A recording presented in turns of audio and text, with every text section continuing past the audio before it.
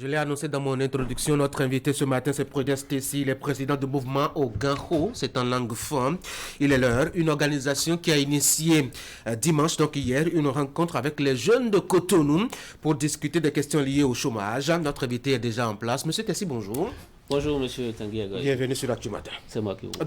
Des assises, des panels, des rencontres, des débats sur la question du chômage, on en a à foison, c'est légion, c'est traditionnel, c'est fréquent. En quoi est-ce que votre rencontre d'hier est une innovation? Merci beaucoup, monsieur Tanguy. Déjà, le mouvement Oganho, c'est un mouvement de jeunes qui vient un peu rénover la scène politique béninoise. Parce que depuis des années, vous avez connu des mouvements un peu passés de jeunes, mais cette fois-ci, quand vous écoutez Oganho, c'est-à-dire l'heure a sonné. Donc, c'est un peu une révolution. Parce que nous nous sommes dit, la jeunesse aujourd'hui est laissée pour compte. Excusez-moi de dire, mais l'État public a démissionné. On a dit, les jeunes, vous pouvez vous gérer vous-même.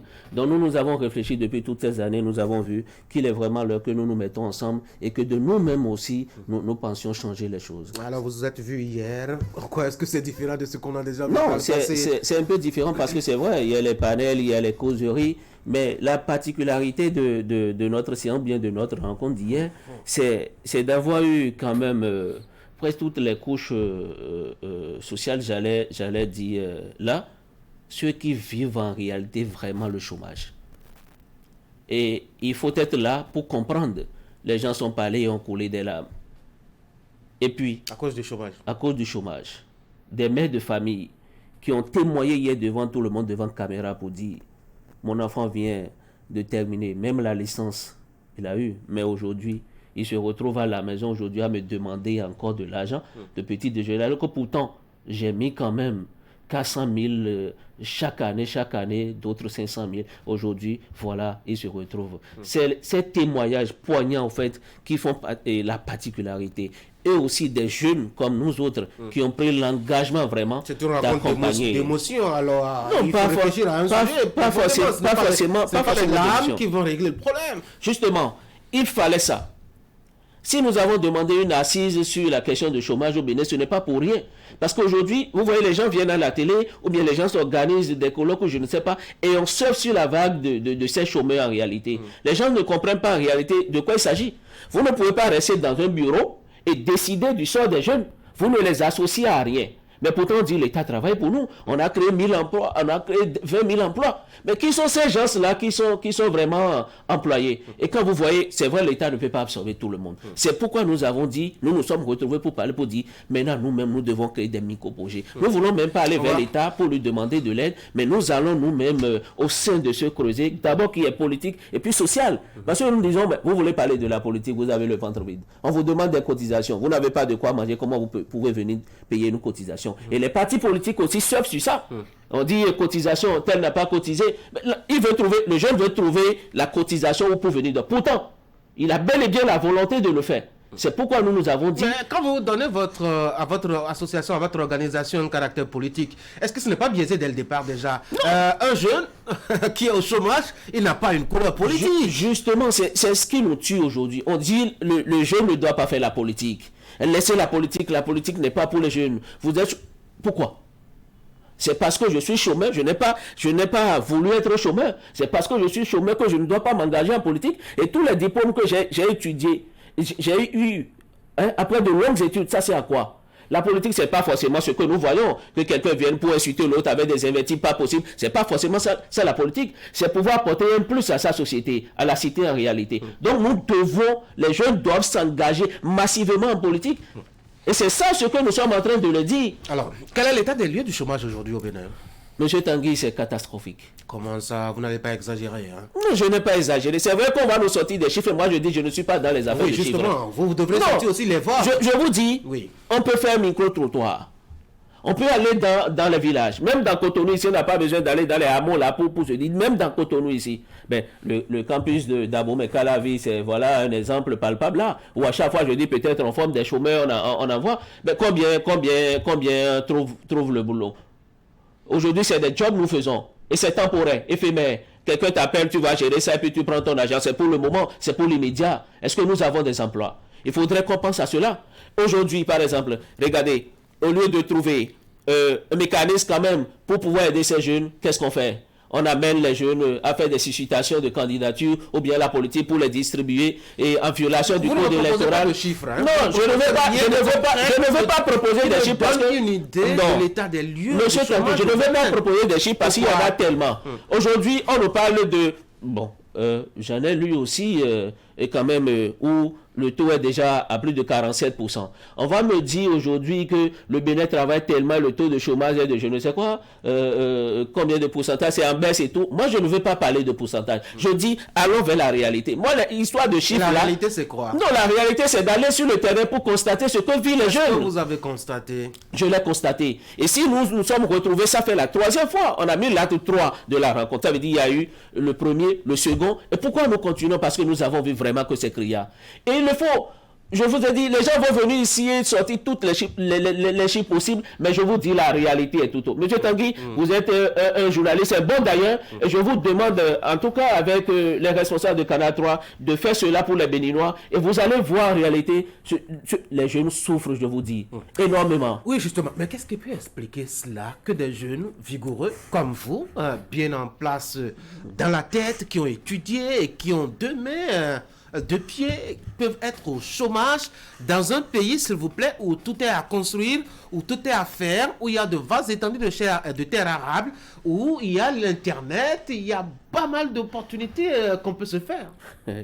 Les opportunités.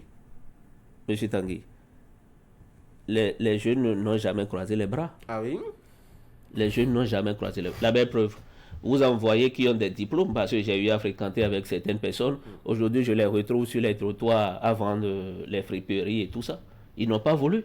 C'est parce qu'ils n'ont pas voulu croiser les bras qu'ils sont en train de faire ça pour manger. C'est déjà un début, non? Il faut se battre. Vous avez même vu la dernière fois. Avoir un capital et continuer à monter. Oui, le petit bonhomme de chemin, mais vous avez vu la dernière fois. On a pris tout ça, là, on a brûlé. Celui-là va trouver encore ça où? Peut-être c'est un petit 10 000 ou je ne sais pas 5 000 là passé à côté pour quand même faire ce petit business là pour s'en sortir. Voilà qu'on a brûlé. Qui veut le dédommager? Mais il n'y a pas que ça. Il faut faire les choses dans les normes des lois définies par la République. On ne peut pas faire de l'anarchie. C'est ça, vous savez.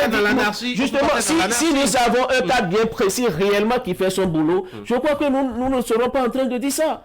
Aujourd'hui, vous ne voyez pas, je finis toutes mes études, heureusement qu'il y a Internet et puis mon téléphone, et je deviens vendeur en ligne. Au moins, genre, pour ne pas croiser les bras. Oui, c'est quelque chose. C'est pour vous dire combien de fois les jeunes ne croisent pas les bras.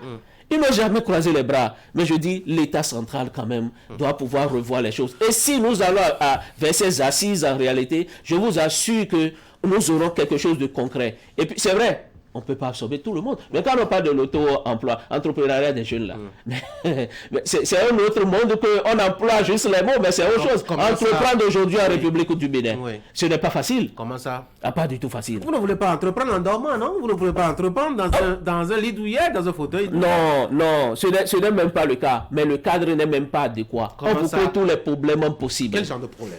Mais attendez, pour vous lancer aujourd'hui, et d'abord, pour aller même faire les prêts, c'est sur quel bas, comment vous pouvez... C'est d'abord déjà difficile. Et moi, j'aurais même proposé, et si on avait, c'est pas, on instaure peut-être... une banque aux chômeurs? Non, un truc de mentorat pour les jeunes, ou peut-être quand tu finis, un aîné, bon, les aînés aussi ne sont pas trop des exemples, mais il y en a.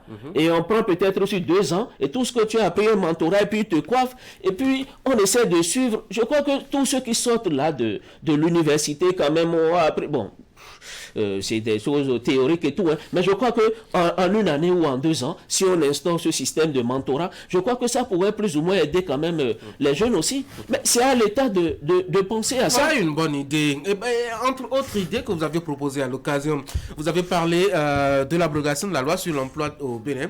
En quoi est-ce que c'est un frein au chômage? Est-ce que c'est la loi qui empêche l'État ou c'est pas les entreprises privées de recruter? Chaque jour, je vois des annonces de recrutement qui passent.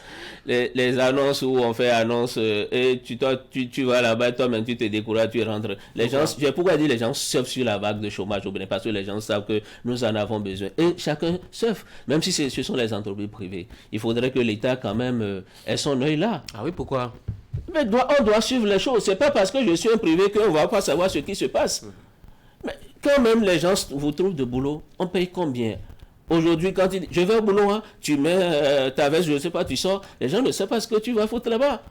Peut-être c'est à peine que tu as 50 000 francs CFA, avec tous les charges aujourd'hui à Cotonou. Mais plus ou moins, tu ne veux pas croiser les bras. Mais tu travailles, oui ou non? Oui, il est en train de travailler. Lui ou non, il a trouvé de boulot. Mais les gens ne savent pas le calvaire que tu es en train de vivre. Oui, là. mais en quoi est-ce que la loi est un problème? La loi est un problème. Nous allons pas ouvrir peut-être ce débat. Mais quand les histoires de CDD, de CDI, vous pensez que c'est... Pourquoi les jeunes sont allergiques au CDD? Non. On me dit, voilà, ça profite plus au patron. Parce que du jour au lendemain, on peut te foutre à la porte. Hein? Et puis c'est 3 mois. Hein? Si vraiment tu arrives à t'en sortir, c'est peut-être 9 mois, on te payera. On nous a dit quoi? C'est 6 mois, 1 an renouvelable à chaque fois. Mais est-ce que les gens se respectent même ces trucs-là? À tout moment, je suis là et l'épée de Damoclès sur ma tête. À tout moment, on peut me mettre dehors. Si vous êtes performant, discipliné, organisé, avec un rendement efficace, je ne vois pas quelle est cette entreprise aussi idiote pour vous renvoyer. En plus, si vous êtes performant qu'on vous renvoie, il y a toujours une entreprise pour vous recruter. Les gens ont besoin d'une bonne intelligence pour faire avancer leur entreprise. C'est même une bonne idée, je trouve. Je vous dis, il faut quand même aller vers ces entreprises. Il faut faire ces sondages et tout, et pour pouvoir parler de ça. Je vous dis, c'est vrai. On nous dira, les jeunes ne veulent pas entreprendre, les jeunes ne veulent pas faire ci, mais c'est un faux problème, je vous dis. Parfois, même quand les jeunes ils sont employés et qu'on leur signe un CDI, un contrat à durée indéterminée, ça y est, ça tombe dans la paresse, la routine, et puis non, vous savez, ça prend sa billet chaque soir à partir de 17h jusqu'à 2h du matin pour revenir le lendemain au boulot, tout 9h au lieu de 8h. On ne va pas prendre peut-être des cas isolés pour justifier cela. Non, il y a des gens qui en ont besoin, ils sont là. Je vous dis, les gens aujourd'hui avec ça, sur un coup de tête, on te fout au dehors. C'est ça les limites au fait de la loi. Nous ne disons pas que forcément tout est mauvais, mais ce sont les limites. Il faut l'enlever. Et ce que je dis, il faut quand même, quand vous voulez initier quelque chose, il faut le faire avec les acteurs. Mais pourquoi on veut décider pour les jeunes et on met les jeunes de côté et on décide? Mais vous avez voté pour les députés. Vous les jeunes, c'est les députés qui ont voté la loi. Voilà encore, je ne sais pas, les députés.